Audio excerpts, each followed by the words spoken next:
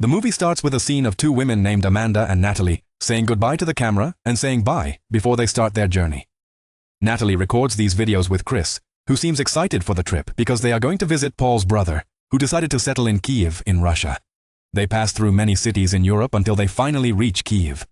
Paul watches these videos and sees how crazy they are.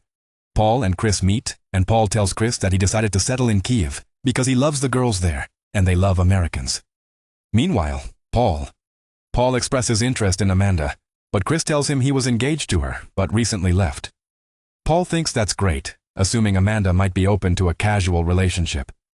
Chris reassures nothing will happen between them, and Paul agrees not to pursue her. When Paul inquires about Chris's relationship with Natalie, Chris reveals plans to propose in Moscow. Despite his surprise, Paul congratulates him. After a fun time at the bar, they head home.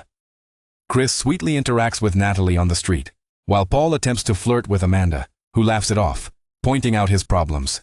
Paul smiles, acknowledging it. In a dim alley, some thugs are encountered, but they continue without incident.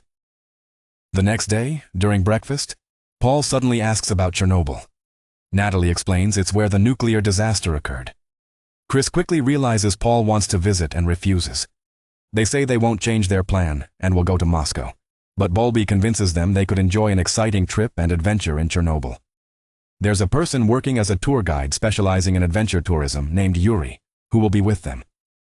Amanda tells them the radiation levels in Chernobyl could be dangerous, but Bowlby assures them they won't be affected by anything, because they will be on a tour there for just one day, and will return immediately after. Then Bowlby asks who agrees to go, and Amanda and Nettie raise their hands, leaving Chris no choice but to join them. Later, they go to Yuri's office and see a picture from his military days. Yuri casually mentions he served in the military. Amanda, intrigued, asks about the travel details. Yuri plays a video about Chernobyl, assuring everyone the trip will be very safe, and it's not his first tour of the city. Unexpectedly, a quirky couple, Michael and his wife Zoe, join the trip. With the group complete, they set off. Yuri explains the nuclear disaster resulted from a system test failure, but nature has since recovered. Reaching the border, a soldier halts them at a checkpoint. Yuri talks with a soldier while another watches from afar. After some time, he informs them of maintenance work in Chernobyl, and the soldiers won't let them in. Paul argues, mentioning they've already paid for the trip, leading Yuri to guide them through an alternate forest path. Upon entering, Yuri playfully dips his hand in the lake, pretending to be caught by a creature, startling them. A mutant fish suddenly flops near them, and Paul amusingly catches it. They realize the lake teems with mutant fish. At the next stop, Yuri guides them to Chernobyl's once thriving residential area. They marvel at the deserted buildings and amusement park, remnants of its vibrant past. Yuri uses the measuring device to check the radiation levels and tells them it's safe now. A toy cupboard catches their attention, as if saying it was there for the spring celebrations, but they didn't happen because of the evacuation. Before leaving the area, they take a happy picture in front of it. Then they start walking through the abandoned buildings and all the structures in ruin, some areas filled with darkness. When they come out again, they quietly observe everything.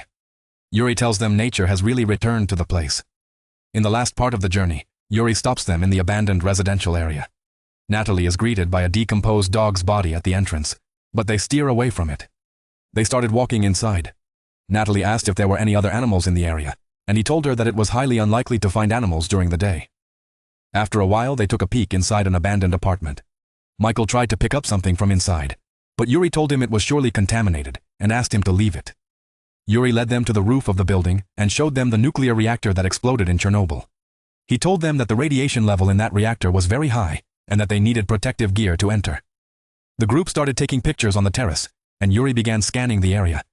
He saw something resembling ashes on the ground and tried to touch it with his hand, which turned out to be highly radioactive. He's trying to push her, and a loud noise from outside makes them look out. Yuri is walking cautiously inside the building and tells them to stay where they are. Suddenly, a big bear enters the building and scares them. After the bear passes, the group decides to leave Chernobyl behind and rush to the car in a panic. Yuri tries to calm them, saying there's no extra charge for bear attacks, and mentions there's a problem with the car because its cable got cut, possibly by animals biting it. Yuri attempts to contact someone on the radio, but it's not working. After a while, Darkness begins to take over the place, and Yuri is still trying to reach someone on the radio, but to no avail. Paul starts blaming Yuri for bringing them there, while Chris and Natalie blame Paul for the plan change idea. Amanda enters and tells them that surely someone from the travel agency knows they're there. But Yuri tells them he organizes the trips alone, and no one is coming to save them. Michael suggests they walk to the checkpoint, but Yuri says it's too far, and the area is dangerous at night. Suddenly, they start hearing the screams of creatures, and they see Yuri grabbing his weapon and deciding to go see what's happening. Chris tells him he'll go with him, but Paul tells Chris to stay put because he's the one who caused all these problems. After a while, they hear gunshots, and Paul runs to see what's happening. When Paul arrives, he finds Chris seriously injured with several bites. The group hears him scream in pain, and when asked, he says he didn't see what bit him, but believes many creatures were involved. He reports Yuri was also caught in the attack. Dogs suddenly assault the car, sparking new worry, but eventually, the pack leaves. Unfortunately, the car battery dies, so they use phone flashlights and tend to Chris's wounds. They stay in the cold, dark car until daylight. At dawn, Paul tries contacting Yuri via radio, unsuccessfully. Paul, Amanda, and Michael decide to leave and search for Yuri. As they move away, they suddenly hear Yuri's radio and spot him on the basement stairs, suggesting an attack. Amanda urges them to return, but Michael wants to confirm he's alive. They head to the basement, finding Yuri's blood, assuming he's dead. Michael insists they need his weapon. They hear a creature's approach and hide. The creature devours Yuri's body while Amanda quietly grabs the weapon, accidentally making noise. The creature rushes out as Michael and Paul quickly shut the door. The three started returning to the car quickly, informing the others that Yuri is dead, and they need to leave immediately. But Chris is injured and can't walk. Carrying him will take a long time to reach the checkpoint. Chris tells Paul he must go to the checkpoint, seek help from there, and come back. Meanwhile, Amanda looks at the camera and finds a creature in the photo taken in the apartment. Chris and Natalie decide to stay alone in the car while Paul, Amanda, Zoe, and Michael start walking a long distance to get help. On the way, Paul expresses guilt for putting his brother in danger from the beginning, but Amanda tells him he has to focus on saving his brother. After a while, they find an abandoned car garage and start searching for something to fix the car. As they explore, they find a bullet-riddled bus. A previous group was also attacked by a creature in the area. Paul and Amanda search the bus, discovering a broken weapon, flash drive, and a guard's body seemingly eaten. Meanwhile, Michael finds a cable to fix the car. Paul contacts Natalie to tell her they need to return for car repairs. Suddenly, wild dogs attack, prompting them to flee quickly. They come upon a river with a weak bridge. Zoe nervously walks on it and falls. Michael immediately jumps into the water to return to the bridge. A mutated fish catches him, but Amanda manages to pull him to the shore in time. Michael is still suffering from some minor bites. In the end, the dogs can't catch them, and they successfully cross the river. Time passes, and night falls while they are still searching for the car and talking about the creatures in the area. Suddenly, they begin to hear the sound of a creature screaming, and they search for the car, but it's not there. They start to search the entire area and thoroughly inspect it until they find the car destroyed. Covered in blood, they found Natalie's mobile showing Chris's last moments. Chris tells Natalie he plans to propose in the car instead of Moscow, fearing he might not survive. A creature suddenly breaks the car window, attacking them as the video cuts off. Paul feels devastated, but remains determined to find Chris. They soon hear a scream nearby, prompting Paul to run towards it, with the group following. They come across blood traces in an abandoned building, suspecting it's Chris's. As they search the dark building, a creature frightens them. They run and see Natalie, scared and mute about Chris. Michael mentions he took a map from the wall.